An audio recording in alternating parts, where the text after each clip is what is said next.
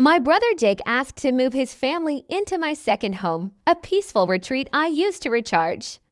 When I said no, he escalated things dramatically: legal threats, family smear campaigns, vandalism, and veiled threats from relatives. Hi Reddit, I'm in a bit of a moral dilemma, and I'm hoping to get some clarity from an outside perspective. I'm a 31-year-old girl who's worked pretty hard to get where I am. I've been fortunate enough to buy a second home, which is a cozy little cottage out of town. It's not a big or luxurious place, just a 2-bedroom house surrounded by woods, but it's my sanctuary. It's the place I go to escape the chaos of life, recharge, and find peace. I poured my heart into making it a special retreat, and I honestly never intended for anyone else to use it, let alone live there. Now, let me introduce my brother, Jake 33M. Jake is married to Sarah, and they have 2 kids, ages 6 and 8. Life hasn't been as easy for Jake and his family. They live in a cramped apartment in the city, and Jake works long hours at a low-paying job to make ends meet while Sarah stays home with the kids. Over the last few years, they've faced financial struggles, and things have only gotten worse. They've fallen behind on rent, and the kids don't have much space to play or enjoy themselves.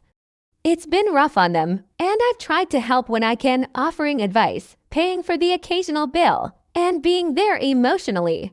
A few weeks ago, Jake reached out to me and said he had a favor to ask. He started by talking about how much they were struggling and how badly the kids needed space to play and grow. Then he asked if he and his family could stay at my cottage. At first, I assumed he meant for a weekend getaway, which I was completely fine with, even happy to offer. But then he clarified that he meant moving in full time. He said they needed a place to stay because they couldn't afford their apartment anymore, and the cottage would be perfect for them to start over. Initially, I didn't say no outright. I wanted to think it through. Jake argued that it made sense since I only used the cottage occasionally, and it was sitting empty most of the time. He even promised they would take good care of the house, and it would be a safe and happy place for the kids. But the more I thought about it, the more uneasy I felt. That cottage isn't just a property to me. It's a deeply personal space. I've worked hard to have that little slice of peace in my life, and I couldn't imagine giving it up for an indefinite period of time.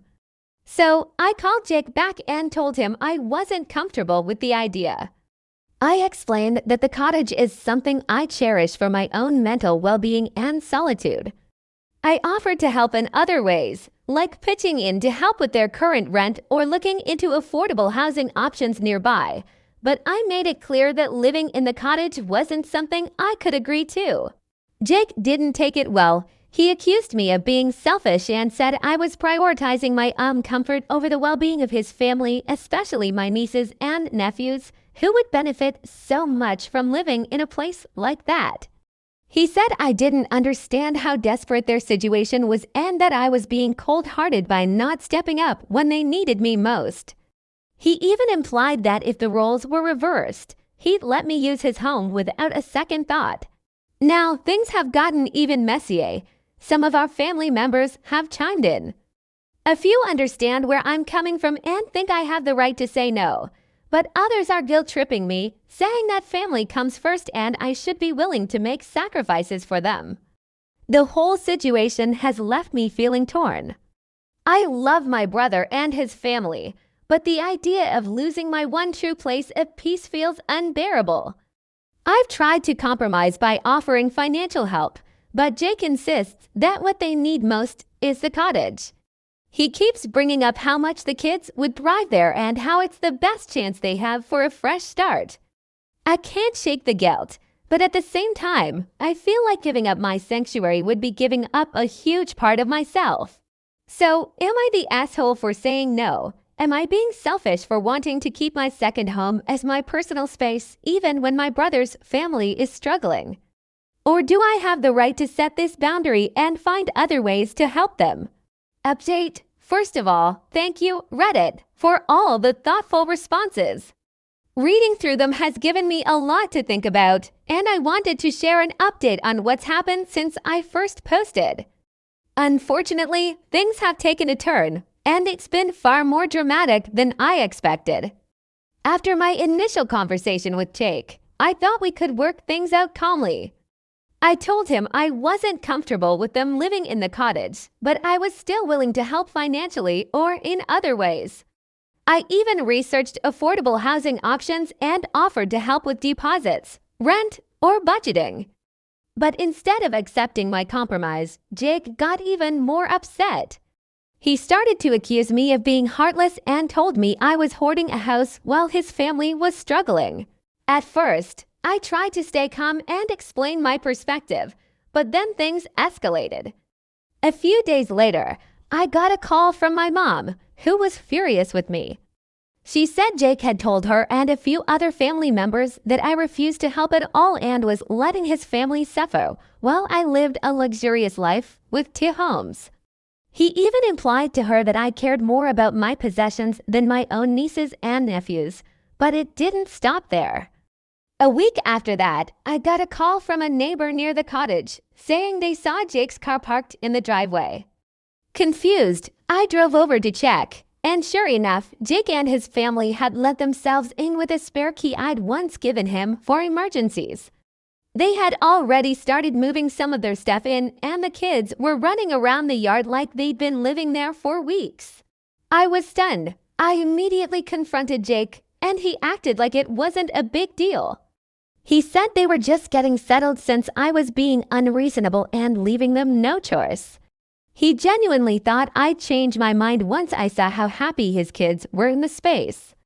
I told him this was completely unacceptable and that he was crossing every boundary I had set. When I demanded that they leave, Jake blew up at me. He called me selfish and accused me of abandoning my family in their time of need. He said that I didn't deserve the cottage if I wasn't willing to use it to help others. I stood my ground, but it got heated, and I ended up asking him to leave immediately or I'd involve the police. That finally got him to pack up, but not without a lot of shouting and guilt-tripping. After they left, I changed the locks on the cottage and made it clear to the rest of the family what had happened. Some of them are still on Jake's side, saying I went too far and that I should have let them stay. Others, though, were shocked by Jake's behavior and told me I did the right thing by setting boundaries. Now Jake and I aren't speaking, and it's put a massive strain on our relationship. I hate that it's come to this, but I can't believe he would go so far as to let himself into my home without my permission. It feels like such a betrayal, and honestly, it's going to take time to rebuild trust, if that's even possible. As hard as this has been, I still feel like I made the right choice. I've realized that boundaries are there for a reason, and just because someone is family doesn't mean they have a right to walk all over you. I'm still willing to help Jake's family financially if they're open to it, but after this, I'm definitely keeping my distance for a while. Thanks again, Reddit, for giving me the clarity and confidence to handle this situation. Update Part 2. Hey, Reddit, I'm back, and things have spiraled even further out of control. What I thought would be a simple family disagreement has turned into one of the most stressful periods of my life. Buckle up because this is going to be a long one. After Jake sent the lawyer's letter threatening to sue me, I thought the situation couldn't possibly get any worse. My lawyer reassured me that Jake didn't have a case, but just seeing those legal threats in writing was enough to shake me. I couldn't believe my own brother was willing to take things to such an extreme, but as it turns out, that was just the beginning. The smear campaign Jake started within the family escalated to a ridiculous level. He went around telling anyone who would listen that I was letting his kids suffer out of pure selfishness. He conveniently left out the part where I offered financial support and found housing options for him. Instead, he painted me as some heartless Scrooge who cared more about material things than his own blood. What really hurt was how some of my relatives ate it up. My aunt called me and said, "How can you sleep at night knowing those kids don't have a backyard to play in?" Another family member said I was punishing Jake for being less fortunate. Even my mom, who I thought would have my back, told me I should at least let them stay there temporarily and stop being so stingy. It's like no one wanted to listen to my side of the story. And then came Facebook Gate. One of my cousins decided to air the family drama online in a not-so-subtle post about how certain people value their material possessions over the well-being of children. Without naming names, they wrote about how Jake's family was forced into an impossible situation while I sat back hoarding resources. Of course, everyone in our circle knew it was about me, and the post blew up.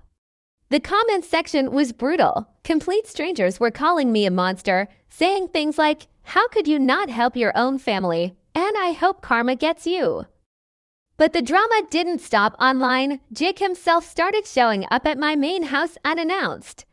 One time, he came pounding on my door with his wife and kids in tow, demanding to talk. He said things like, "Look at them. Look at your nieces and nephews and tell them why you're turning your back on them." The kids were crying, and his wife was glaring at me like I was some kind of villain. I told them through the door that I wasn't going to have this conversation again and that they needed to leave. Eventually, I had to call the police to get them to go away. Then, about a week later, I got a call from the same neighbor near the cottage who told me Jake had been back again. This time, he didn't try to move in. Instead, he and a friend were scouting the property, looking around the yard and peeking through the windows. I don't know what they were planning, but I immediately called my lawyer and reported it to the authorities. I also installed additional security cameras and reinforced the locks, just in case. What really broke me, though, was the vandalism. I went to the cottage to check on it one weekend, hoping for a brief moment of peace after all the chaos, but instead, I was greeted by a horrifying sight. Spray painted across the side of the house were the words, "Share your wealth and family first" in bold, angry red letters. It was a slap in the face, a direct attack on everything the cottage meant to me. This wasn't just vandalism, it felt personal, like a deliberate attempt to shatter the sanctuary I had worked so hard to create. I stood there for what felt like hours, staring at the words and trying to process how things had gotten so out of hand. My peaceful retreat, the one place that had always felt like mine and mine alone, now felt tainted by the weight of this family feud.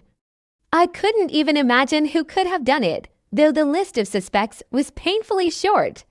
Whether it was Jake himself, one of his friends, or even a family member who thought they were teaching me a lesson, it was a level of pettiness and cruelty I never expected. I had to pay a significant amount to get the graffiti removed, but even after it was gone, I couldn't shake the feeling that the damage was deeper than just paint on a wall. Every time I visit the cottage now, I see that spot and feel a knot of anger and sadness in my chest. It's like the peace I once found there has been replaced with the weight of this conflict, and I don't know if I'll ever feel the same way about it again. And if you thought that was the end of it, it gets worse. Jake wasn't satisfied with trying to guilt trip me or vandalize my property. He actually followed through on his legal threats.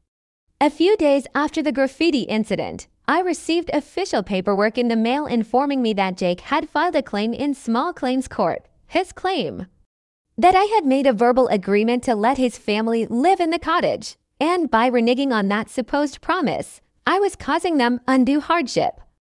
I couldn't believe it. There was no agreement, no promise, no contract, nothing.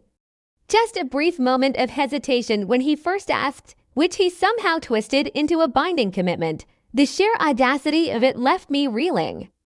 My lawyer, thankfully, was able to shut it down quickly, pointing out that Jake had zero evidence to support his claim.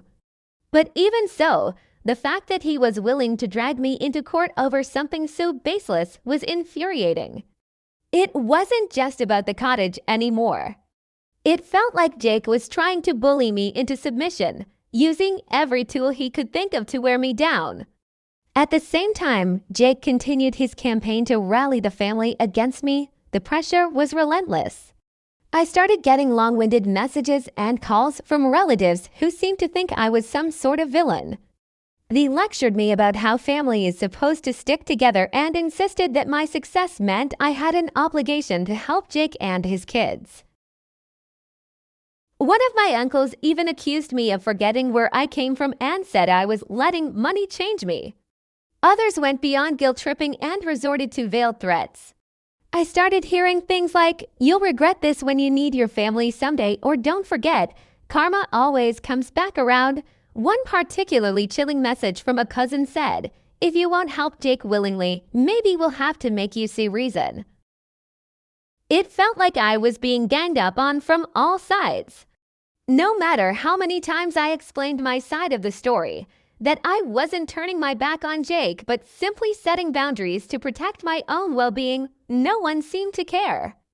To them, I was the bad guy, plain and simple, because I wasn't giving in to Jake's demands. I started feeling like I couldn't trust anyone. Every call, every message, every visit felt like it could be another ambush. My phone became a source of anxiety, and I had to block multiple numbers just to get some peace of mind. The emotional toll of this entire situation has been overwhelming, and the betrayal from people I thought I could rely on has been the hardest part to process. The emotional toll has been overwhelming. I've had to go low contact or no contact with almost everyone involved, including Jake, his wife, and even my mom, who has been guilt-tripping me nonstop. I've had to block several numbers, mute people on social media, and even consider filing a restraining order if things escalate further. At this point, I've realized that Jake isn't just desperate. He's entitled. He doesn't see the cottage as my sanctuary, something I worked hard for and poured my heart into. To him, it's just a resource that I'm selfishly withholding. And while I understand that his situation is difficult, the way he's handled this has been appalling. I've decided to take more serious measures to protect myself and my property. I've installed high-quality security systems at both my main home and the cottage, and I'm considering selling the cottage and buying a new retreat in a location where no one in my family knows about. It's heartbreaking to even think about giving up the place that's brought me so much peace, but at this point, I'm not sure if I'll ever feel safe or comfortable there again.